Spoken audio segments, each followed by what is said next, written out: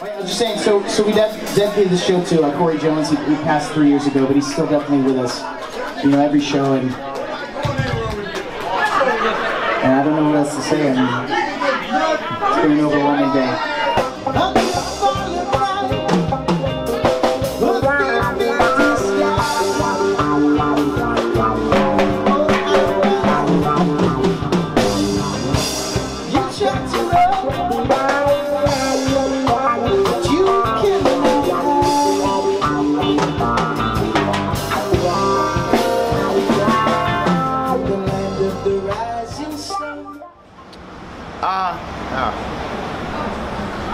It's been a huge learning experience.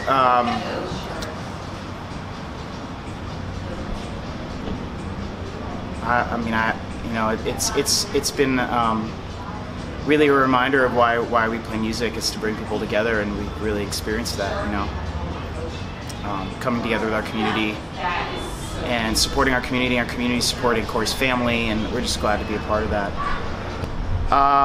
It was a while. We had the benefit concert at the Bamboo Room, which was an amazing experience. I do believe we canceled some shows for quite some time, and Zack and I weren't even sure we wanted to keep playing music at that point. It was just so overwhelming. We couldn't imagine playing without Corey. It seemed just pointless, you know, really. But then it got to a point where we felt like we had to honor Corey and play for Corey, so that's why we kept playing.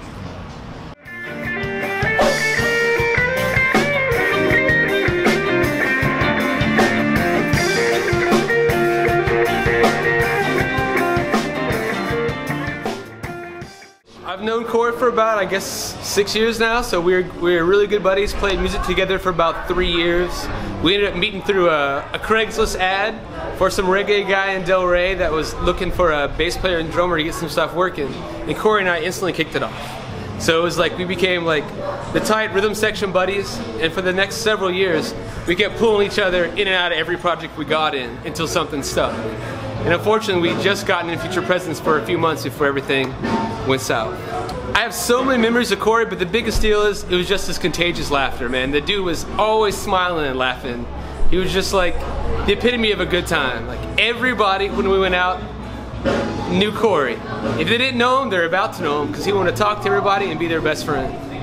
I was actually at work today, man. Like, I've been watching the trial nonstop, you know, online, like every day at work. I've been cracking it. So like today I saw it, and it was just like a gigantic weight was lifted off my shoulders, because like I was just so happy that everyone finally has a little bit of closure, and that some justice is finally being served. And did you expect any different from the verdict? No, I didn't. Like, you know, everyone always worries that it's not going to be what you hope it is, but like the facts in the case were so solid. There's such a good case against them that it just, I couldn't see how the jury could have reached any other verdict, and I'm just extremely elated, and I'm so happy for the family. That's the best part about it, man. It's like, I know like nothing could ever bring Corey back, but it's nice to see a little bit of ray of sunshine in their day. So it was wonderful, and such a happy, wonderful, great family.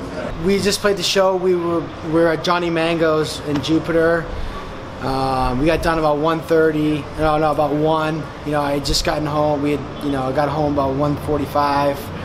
Corey called me about 1:50, you know, roughly. I was like, hey, I'm broken down, can you come help me? And I was like, yeah, of course, man. I was like, where are you at? And he's like, oh, I'm on the exit ramp on PGA. So I had to drive up to Donald Ross, because you can't get to the exit. He was on the exit ramp, so you had to go down a one way. So I drove up to Donald Ross, came around, pulled up behind him. We ended up pushing his car into the street light, so he was like visible. So like when the tow truck got there, he was like ready to go. You know, we made all the calls. You know, we called road range. I gave him the number for road rangers. Road rangers came. They couldn't tow him. He's like, oh, my oil sensor light was like kind of screwed up. So I went and got him 2 quarts of oil. We put both of those in. Tried to start it. That didn't work. I was like, hey, let me give you a ride home. He's like, no, I got $5,000 worth of drums, and I got to play I have a church gig in the morning. And I was like, well, the tow truck will tow you home. And then he was on the phone with his brother. His brother was going to give him a ride. I offered to call AAA because he was on hold with the AT&T roadside, which ended up catching the most critical evidence of the night. for obviously like 30 years. I don't know how long he was on hold or whatever. He was talking to somebody, but so I was like, let me just call AAA. I was like, dude, AAA is on point. They'll be here in 10 minutes, 45 minutes, whatever.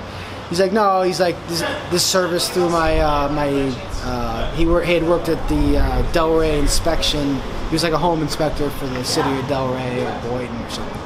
So they had given him this service through his phone, and he's like, no, man. He's like, I got it covered, you know.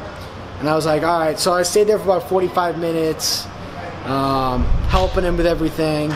And then, you know, obviously it was about 2:45, between 2:45 and 3, you know, I left because I was like, you know, I got to go to sleep. You know, your tow truck's on the way. You're good. You know, I've offered you everything I can. And obviously, I mean, I found out on Monday the next week that he was killed on Facebook. Someone sent me a Facebook message out of anything, and I just started crying for like, and I cried the rest of the day. I was like, I was with them that night. I'm like, there's no way a cop would do this.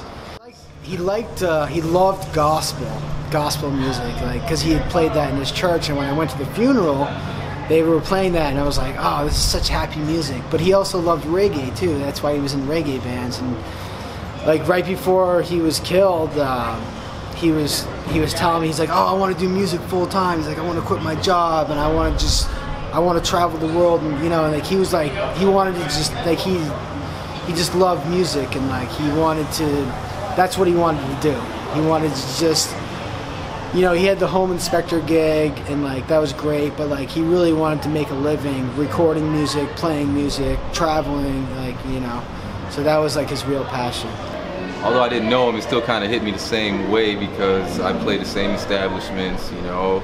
I've broken down after playing a gig in the middle of the night, and you know, it was just a reality shock of, you know, like what to be prepared for, you know, in the world that we live in. So even though I didn't know him personally, I still felt it, and a lot of people in the community who didn't know him still felt it as if we did know him, because he was one of us, you know, and it could have been anyone. For me, it's just, I don't know, I feel like I maybe was able to help them when I first started playing with them again, after that happened with Corey, just to like kind of keep the music going. I think kind of helped them to get past it, because Zack was really good friends with Corey, and obviously Boris didn't know him as long, but they were like in the band together, so, you know, they had this brother, like, you know, kind of bond thing going on, so. I think just being able to step in and keep the music going for them, I was able to help, and I don't know. So basically, yeah. I think the lesson to be taken from this family and our community and the way we've handled it is that we came together and we didn't divide, and we had faith in each other, and we realized that we're all part of the same family. You know, we are all one people. That's why we play reggae. That's why Corey, Zack, and I came together. And the other part is really important to me to communicate is that, you know, this is just a symptom of a much more serious disease, which is systemic. It's hard to understand what's wrong when you can't get enough information and enough facts to be able to address training and vetting issues. And a police chief said at the first town hall meeting we had that they spend 90% of their time practicing how to shoot a gun for something they do 10% of their time maybe on the job. So, you know, I've been really adamant about making sure that we push for police body cameras and dash cams so we can gather more information and be, you know, more diligent about how we train and support our police officers. Provide more training on de-escalation to keep our officers safe and keep our community safe. This next song is called Get Right.